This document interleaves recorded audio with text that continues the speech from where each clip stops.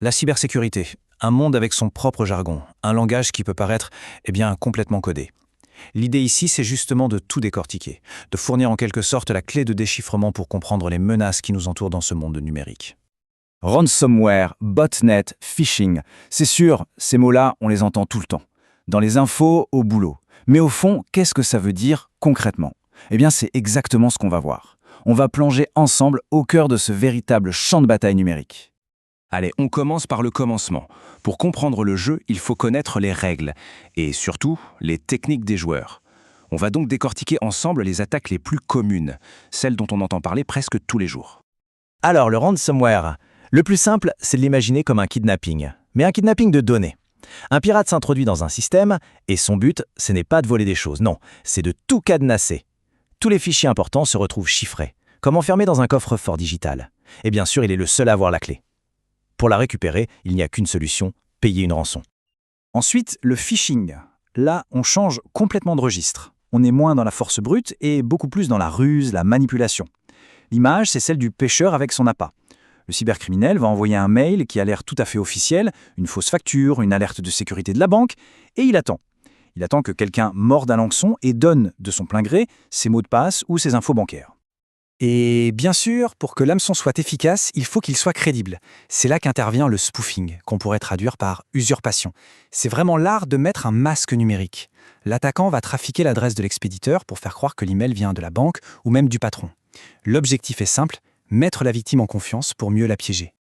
À virus sévère, on a tendance à tout mélanger. Alors, c'est quoi la vraie différence ? En fait, c'est assez simple à visualiser. Le virus est un parasite, il a absolument besoin d'un hôte, comme un programme ou un document, pour se déplacer et infecter. C'est un passager clandestin.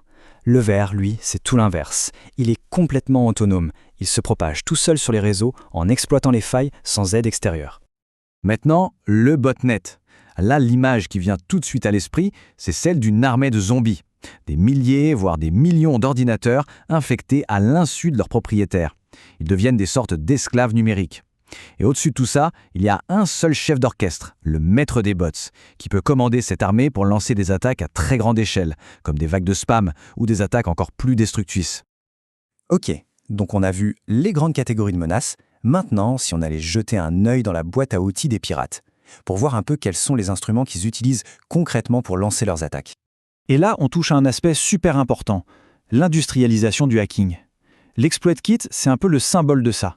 C'est du piratage prêt à l'emploi. Il n'y a plus besoin d'être un expert en programmation.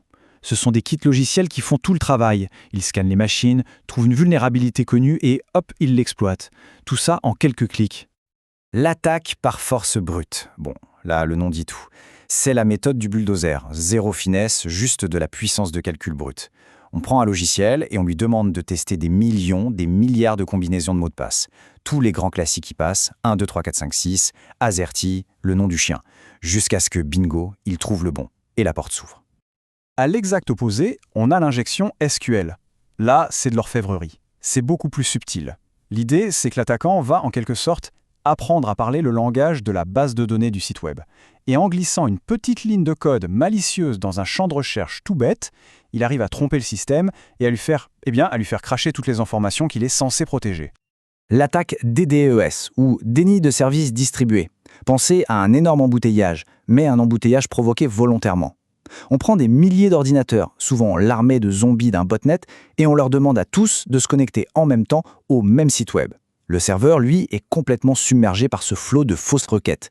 Il sature, il s'effondre, et plus aucun utilisateur légitime ne peut y accéder. Le service est coupé.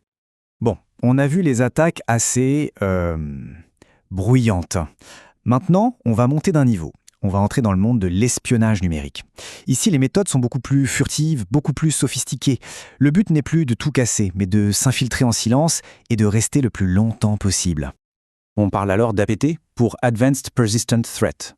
Et le mot important ici, c'est persistant. Ce n'est pas du tout une attaque coup de poing. C'est une vraie mission d'infiltration.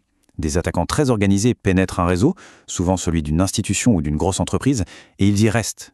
Ils s'installent, se cachent, et pendant des mois, parfois des années, ils exfiltrent discrètement des données sans que personne ne s'en aperçoive. La question, c'est comment on fait pour rester invisible aussi longtemps ? Un des outils privilégiés pour ça, c'est le rootkit. C'est un peu la cape d'invisibilité de l'espion numérique. C'est un ensemble d'outils logiciels qui s'installent au cœur même du système d'exploitation pour masquer toute activité suspecte, pour effacer les traces. C'est ce qui permet aux pirates d'être là, mais de n'être vus par personne. C'est bien beau d'être dedans et de voler des données, mais après, il faut les faire sortir. Et ça, c'est peut-être le plus compliqué, le faire sans se faire repérer. Une technique pour ça, c'est la stéganographie. C'est l'art de cacher quelque chose à la vue de tous. On va par exemple cacher des documents secrets dans les pixels d'une simple image. Une photo de chat qui traîne sur un serveur. Pour un œil non averti, ce n'est qu'une photo. En réalité, c'est un conteneur d'informations volées. Et on termine cette section avec une menace particulièrement vicieuse, le malware sans fichier ou fileless. Pourquoi est-ce que c'est si redoutable? Tout simplement parce qu'il ne laisse aucune trace, ou presque.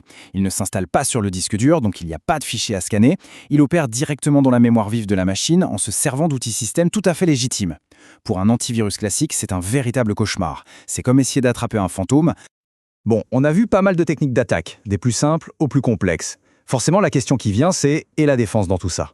Comment on riposte? Quels sont les outils et les stratégies pour se protéger? Alors justement, passons de l'autre côté du miroir. On a parlé des attaquants, parlons maintenant des défenseurs.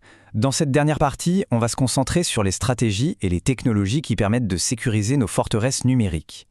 Le premier rempart, souvent, c'est le SOC, le Security Operations Center.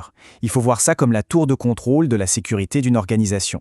C'est une salle de commandement avec des analystes qui surveillent les écrans 24 heures sur 24, 7 jours sur 7. Leur job, repérer la moindre anomalie, le plus petit signal suspect et réagir dans la seconde pour contenir la menace. Un autre outil fondamental, c'est le sandboxing, le bac à sable. Le principe est à la fois simple et super efficace. C'est un environnement virtuel complètement isolé du reste du système. Quand on a un fichier ou un programme suspect, au lieu de prendre le risque de l'ouvrir sur la machine principale, on le lance dans ce bac à sable. S'il est malveillant, s'il explose, eh bien il le fait dans un environnement clos, sans faire le moindre dégât à l'extérieur. C'est un laboratoire de déminage en quelque sorte.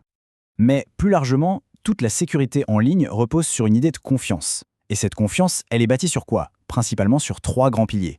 Il y a le chiffrement asymétrique, avec son système de clés publiques et privées qui sécurise les communications. Il y a l'authentification biométrique, qui utilise ce que nous sommes, une empreinte digitale, un visage, pour prouver notre identité. Et enfin, il y a les certificats numériques, qui sont ni plus ni moins les cartes d'identité des sites web, pour être sûr qu'on parle à la bonne personne. Et puis il y a une approche qui a vraiment changé la donne ces dernières années, la Cyber Threat Intelligence. C'est un vrai changement de mentalité. On n'est plus dans une défense passive, où on attend l'attaque. On passe en mode proactif. L'idée, ce n'est plus juste de bâtir des forteresses, mais de faire du renseignement. D'étudier l'adversaire, ses méthodes, ses motivations, pour essayer de deviner son prochain coup. Et idéalement, de le contrer avant même qu'il ne soit lancé. Et tout ça, ça nous amène à une dernière réflexion, une question un peu pour la route. Après avoir vu toute cette technologie, d'attaque comme de défense, on peut se demander, au final, où est la plus grande faille? Est-ce qu'elle est dans le code, dans des vulnérabilités complexes que seuls des experts peuvent trouver? Ou est-ce qu'elle n'est pas tout simplement en nous, dans la psychologie humaine, qui peut être manipulée par un simple mail de phishing bien tourné? La technologie ou l'humain? Je pense que le débat est loin d'être clos.